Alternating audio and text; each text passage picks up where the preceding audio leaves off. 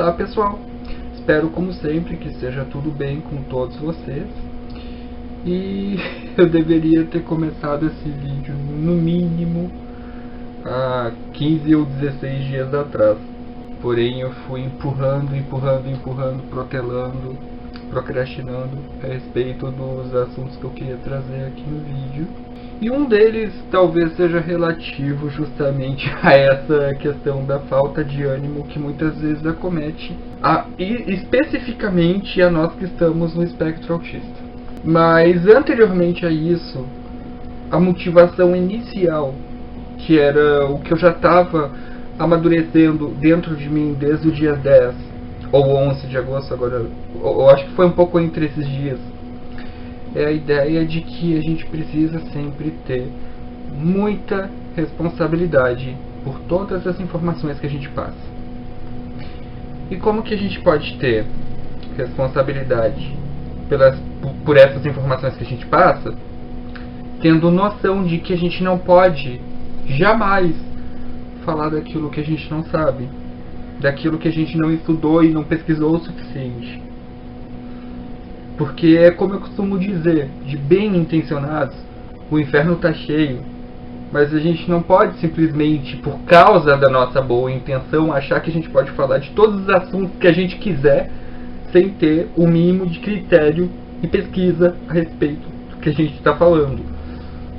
E eu acho que esse é o meu ponto principal, que eu gostaria de iniciar o vídeo e depois seguir com o restante. Quando a gente fala de responsabilidade pela informação que a gente passa, a gente fala de ter o mínimo de embasamento para se falar sobre os temas que a gente quer trazer num vídeo ou numa postagem por escrito, numa página de alguma rede social, né? A gente precisa ter muita certeza daquilo que a gente está falando para não cometer falhas e principalmente para não cair na superficialidade, para não cair na tentação de falar besteira, de falar realmente merda. Porque isso é possível de acontecer com quem quer ajudar as outras pessoas, mas não se aprofunda a respeito do que diz.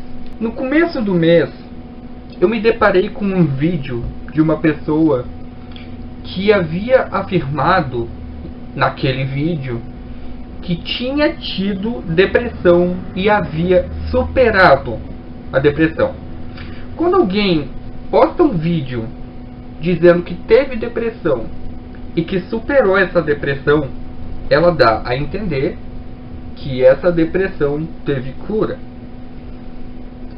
E nós sabemos hoje que depressão é uma doença crônica, que não há cura conhecida ou possível nesse sentido, porque é uma falha da produção de serotonina pelo cérebro.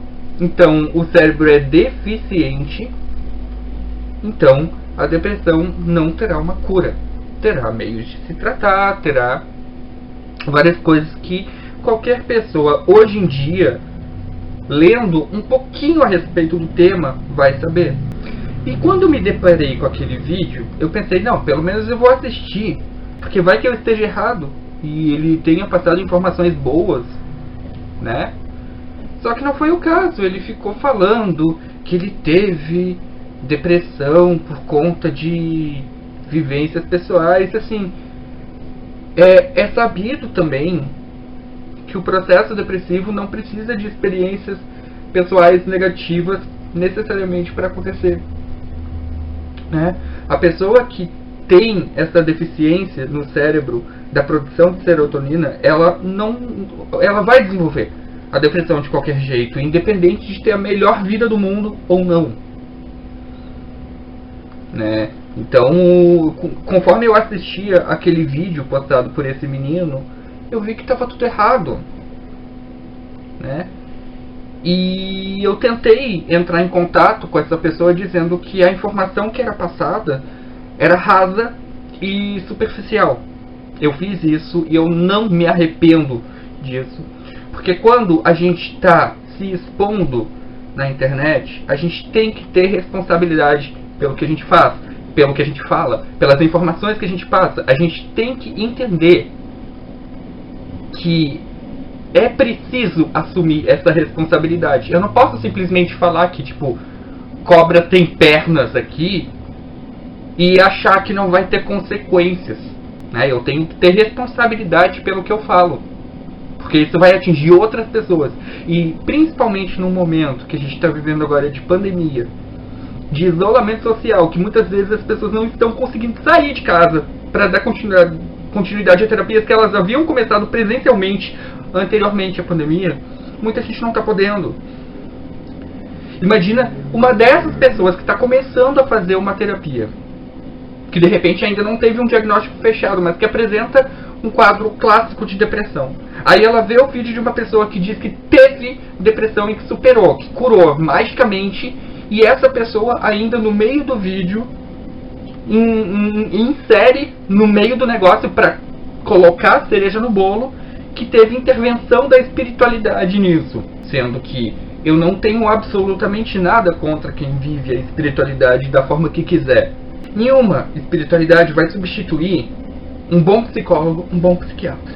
Então, eu acabei falando para aquele menino que ele estava sendo raso e irresponsável. Não me arrependo do que eu falei. E aí, depois que ele viu o comentário que eu passei para ele, porque eu tentei passar um feedback e ainda dizendo, pô, se tu quer falar sobre isso, tu estuda, sabe? Pesquisa a respeito do que tu quer falar. Não seja irresponsável. Porque a partir do momento que você passa a informação para fora, ela deixa de ser só sua. Ela está atingindo outras pessoas. E sabe-se lá quantas pessoas aquilo ia atingir. É preciso ter responsabilidade.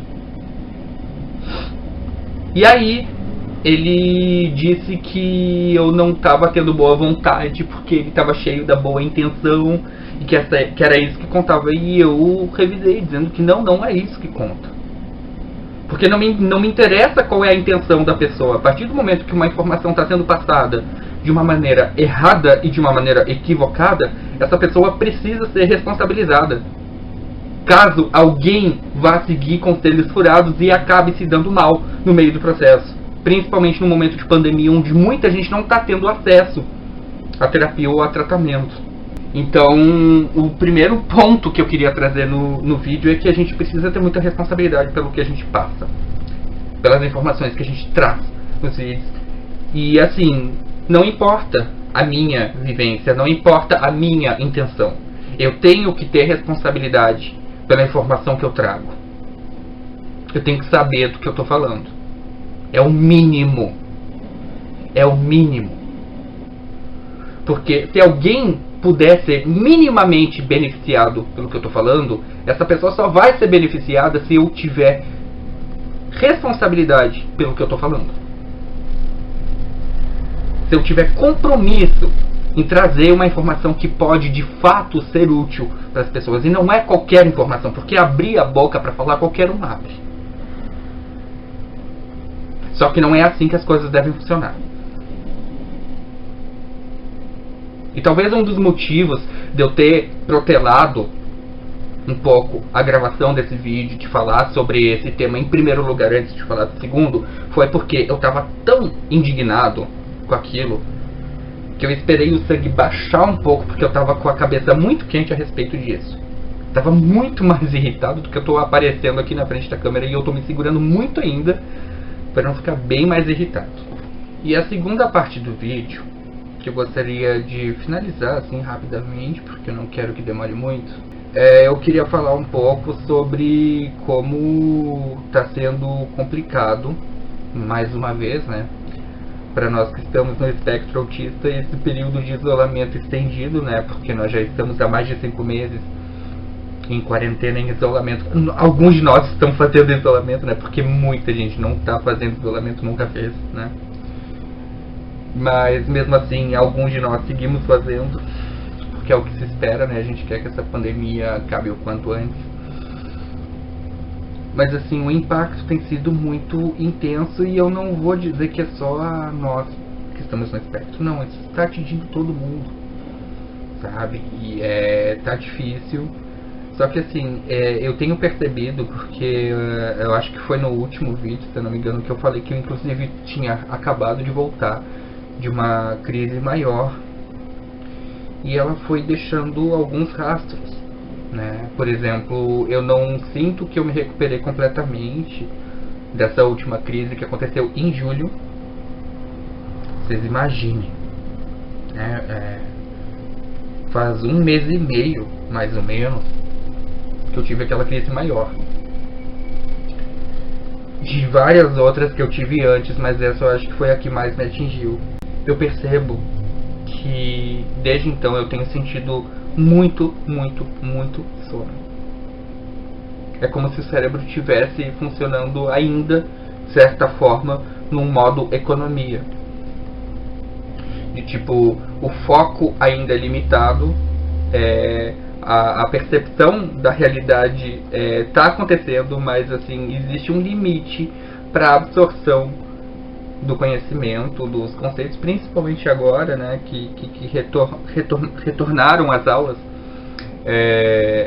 remotamente na minha universidade. Está sendo um desafio a mais conseguir direcionar esse foco quando há tanta coisa acontecendo à nossa volta, quando estamos, por exemplo, dentro de casa com 1000 coisas acontecendo ao mesmo tempo, quando a gente convive com outras pessoas e tem animais. No caso, eu tenho 3 gatos, né, além de conviver com os meus pais. Então tem sido bastante complicado, né, porque muita coisa ainda fica me tirando a atenção, é muito barulho, é muita coisa que eu tento desviar o foco e eu não consigo, muitas vezes. E isso acaba gerando essa sensação de que o cansaço nunca passa completamente, não importa quantas horas eu durma por noite. E não importa o quanto eu tente consertar esse relógio biológico, que parece que nunca vai se consertar completamente. Tá esquisito, eu sei que pode melhorar, mas ainda é um momento que está muito complicado. E eu quero trazer essa informação aqui porque muitos de nós estão passando por isso.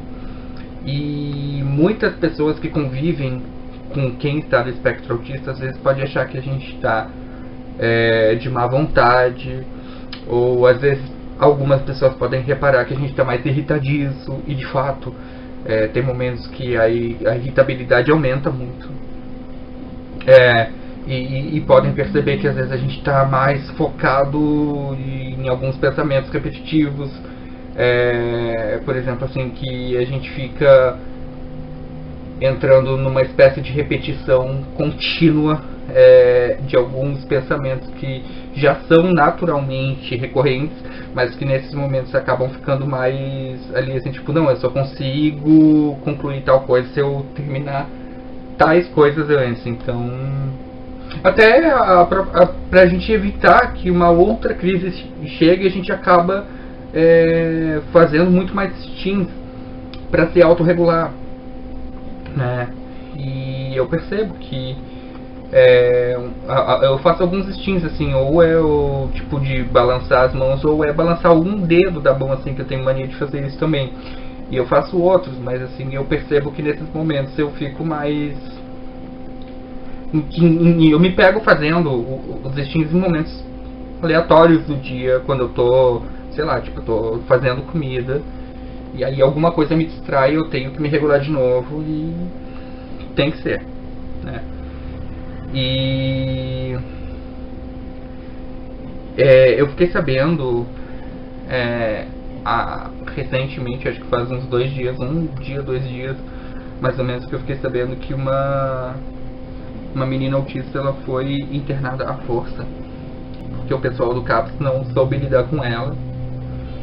E isso é muito problemático, né? Porque às vezes os próprios profissionais da saúde não sabem lidar com alguém dentro do espectro autista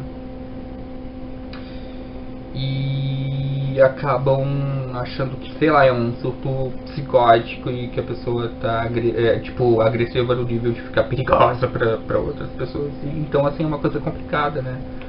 Porque a dificuldade se estende para vários campos da vida, né? É dificuldade de manter o foco, é dificuldade de conciliar as atividades, de aula e um monte de coisa para fazer ao mesmo tempo. É bastante complicado. E isso acaba sugando bastante das nossas energias. E então eu vou tentar sair um pouco desse estado de cansaço constante para que eu possa trazer um conteúdo muito melhor trabalhado que seja realmente útil para todos vocês que estiverem assistindo os vídeos, porque é o que eu falei no começo do vídeo, né? A gente tem que ter responsabilidade pelas informações que a gente passa, e eu me comprometo com isso. Então é isso, e até a próxima.